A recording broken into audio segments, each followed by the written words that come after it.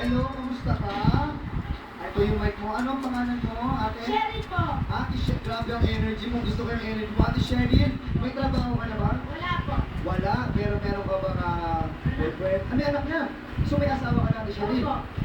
Ilang years na kayong kasal?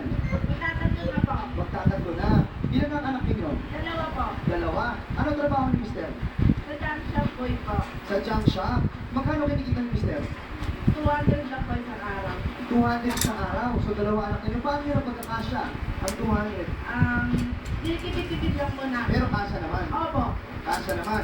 O sige, siyempre nandiyan si Mister. Eh kung sakasakaling manalo ka ng 50,000, saan mo gagamitin to? Siyempre po para sa mga anak ko, pati po babae, sumuyo po po namin natulog. Ah, tumutulong yung bahay ninyo. Para din talaga. Opo. Naku, good luck ha. Bahay po ng nanay ko. Ah, doon kayo nakatira sa bahay na. Opo. Sama-sama kayo doon. Opo. Ah, okay. O sige. Pero siyempre, ang tanong ko sa'yo, gusto mo ba talagang manalo ng 50,000 pesos?